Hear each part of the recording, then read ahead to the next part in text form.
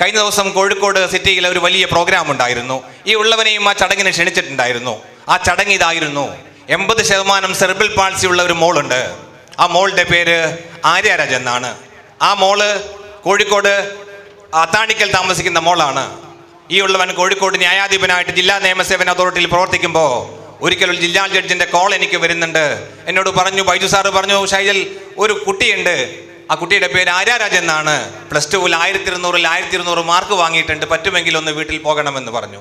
അപ്പോൾ ഞാൻ പറഞ്ഞു, ഇന്ന് ഞാനൊരു 4 മണിയാകുമ്പോൾ അദാലത്ത് കഴിഞ്ഞിട്ട് പോകാമെന്ന് പറഞ്ഞ് വീട്ടിലെത്തിയപ്പോൾ ഈ മോളോട് സാധാരണ +2 കുട്ടിയോട് സംസാരിക്കുന്നത് പോലെ ഞാൻ സംസാരിക്കുമ്പോൾ എനിക്ക് പെട്ടെന്ന് മനസ്സിലായി, ഇത് വേറെ ലെവലുള്ള കുട്ടിയാണ്. 80% സെറിബ്രൽ പാൾസി എന്ന് പറഞ്ഞാൽ സംസാരിക്കാൻ വലിയ പ്രയാസമുണ്ട്, ഒരുപാട് പ്രശ്നങ്ങളുണ്ട്. അത് ആ ഭിന്നശേഷി മക്കളെ കൈകാര്യം ചെയ്യുന്നവർക്ക് പെട്ടെന്ന് മനസ്സിലാവും. അപ്പോൾ ഈ കുട്ടിയുടെ ലെവൽ വേറെയാണെന്ന് മനസ്സിലാക്കി. ഈ കുട്ടി എന്നോട് സംസാരിക്കുന്നത് ആസ്ട്രോഫിസിക്സിനെ കുറിച്ചും ആസ്ട്രോബയോളജിയെ കുറിച്ചും സ്റ്റീഫൻ ഹോക്കിൻസിനെ കുറിച്ചുമാണ് കുട്ടി സംസാരിക്കുന്നത്. അവിടെ വെച്ച് കേരള ഹൈക്കോടതിയെ ജഡ്ജിയെ കോൺടാക്ട് ചെയ്യുകയും മോൾക്ക് ഒരു സ്വീകരണം കൊടുക്കാൻ കോവിഡിന് നടുവിൽ ശ്രമിക്കുകയും ചെയ്യുന്നുണ്ട്. പെട്ടെന്ന് സ്വീകരണം സംഘടിപ്പിച്ചു. സ്വീകരണ ചടങ്ങിൽ മോള് വന്നു. മനോഹരമായിട്ട് കോവിഡ് പ്രോട്ടോകോൾ പാലിച്ചുകൊണ്ട് സെലക്ടഡ് ഓഡിയൻസിനെ വെച്ച് കോഴിക്കോട് കോടതിയുടെ ഹാളിൽ വെച്ച് ഞങ്ങൾ ചടങ്ങ് സംഘടിപ്പിക്കുന്നുണ്ട്. അങ്ങനെ പോകുമ്പോൾ മോളുടെ സംസാരം കേട്ടപ്പോൾ ചടങ്ങിൽ വന്ന എല്ലാവർക്കും സങ്കടമായി. പോകുമ്പോൾ മോളോട് ഞാൻ ചോദിച്ചു, മോളെ എന്താ മോളുടെ സ്വപ്നമെന്ന്. അപ്പോൾ മോൾ എന്നോട് പറയുന്നുണ്ട്, സാറേ എൻ്റെ സ്വപ്നം എനിക്ക് സ്റ്റീഫൻ ഹോക്കിൻസിനെ പോലെ സയൻറ്റിസ്റ്റ് ആവണം. അപ്പോൾ ഞാൻ മോളോട് ചോദിക്കുന്നുണ്ട്, മോളെ അതിനെന്താ തടസ്സമെന്ന് ചോദിക്കുന്നുണ്ട്. അപ്പോൾ മോൾ എന്നോട് പറയുന്നുണ്ട്, തടസ്സമൊന്നുമില്ല സാറേ, എൻ്റെ പ്രശ്നം എന്താ വെച്ചാൽ ഞാൻ ഐസറിൽ അഡ്മിഷന് വേണ്ടി അപേക്ഷ കൊടുത്തിട്ടുണ്ട്. ഇന്ത്യയിൽ 5 സ്ഥാപനങ്ങളാണ് നമുക്കുള്ളത്. ഐസറിൻ്റെ ഈ സയൻറ്റിസ്റ്റ് ആവാനൊക്കെ പറ്റിയ അടിപൊളി സ്ഥാപനമാണ്. അപേക്ഷ ഞാൻ കൊടുത്തു. ഞാൻ ചോദിച്ചു, പിന്നെ എന്താ പ്രശ്നം?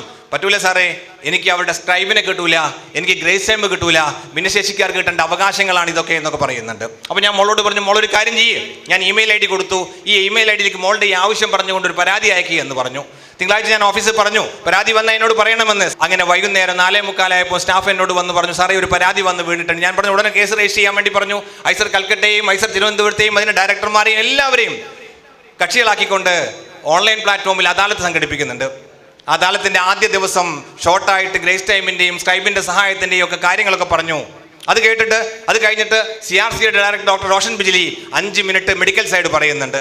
അത് കഴിഞ്ഞിട്ട് ലെറ്റ് ആര്യ സ്പീക്കർ ഗ്രീവാൻസ് എന്ന് പറഞ്ഞപ്പോൾ ആര്യ മനോഹരമായിട്ട് ആര്യയുടെ പ്രശ്നങ്ങൾ പറയുന്നുണ്ട്. ഇത് കേട്ടപ്പോൾ ഐസറിൻ്റെ ഡയറക്ടറിനോട് പറയുന്നുണ്ട്, സാറേ ഞങ്ങൾക്ക് കൊടുക്കണമെന്ന് വലിയ ആഗ്രഹമുണ്ട്, പക്ഷേ ഞങ്ങൾ നിയമം അനുവദിക്കുന്നില്ല എന്ന് പറയുന്നുണ്ട്. അവിടെയാണ് Kozhikode district legal service authority പറഞ്ഞു, ഈ നിയമം സെറ്റ് ചെയ്ത് വെച്ചിരിക്കുന്ന ജനങ്ങൾക്ക് വേണ്ടിയാണ്. സുപ്രീം കോടതി പറഞ്ഞു വെച്ചിരിക്കുന്ന വിധിന്യായങ്ങളുണ്ട്, ഇതിനെക്കുറിച്ച് പുനരാലോചന വേണമെന്ന് പറയുകയും ഈ ഗ്രേസ് ടൈം കൊടുക്കുന്നതിനെക്കുറിച്ചും സ്ക്രൈബിനെ കൊടുക്കുന്നതിനെക്കുറിച്ചും പുനരാലോചന വേണമെന്ന് പറഞ്ഞപ്പോൾ അത് 3 ദിവസം അങ്ങോട്ട് അദാലത്ത് വെക്കുകയും അങ്ങനെ തിരിച്ചു വന്നിട്ട് അന്നത്തെ അദാലത്ത് അവർ പറയുന്നുണ്ട്, സാറേ ഒരു കാര്യം ചെയ്യാം, ഇതിലൊരു കാര്യം ഞങ്ങൾ കൊടുക്കാം, ഗ്രേസ് ടൈം കൊടുക്കാമെന്ന് പറയുന്നുണ്ട്. നല്ല കാര്യം. ഞാൻ അവരോട് പറഞ്ഞു, ഇത് ഇന്ത്യയിലെ എല്ലാ PWD കാറ്റഗറിയിൽ പെട്ടിരിക്കുന്ന എല്ലാവർക്കും കൊടുക്കണമെന്ന് പറയുകയും അത് കഴിഞ്ഞ് ഞാൻ പറഞ്ഞു, ഇതുകൊണ്ട് മാത്രം ആ കുട്ടി രക്ഷപ്പെടാൻ പോകുന്നില്ല. കേരള ഗവൺമെന്റ് ആ കുട്ടിയുടെ ചോയ്സിൽപ്പെട്ട ഹിബ എന്ന് പറയുന്ന കുട്ടിയെ സ്ക്രൈബായി കൊടുത്തത് കൊണ്ടാണ് 1200 മാർക്ക് കിട്ടിയത് എന്ന് പറയുന്നുണ്ട്.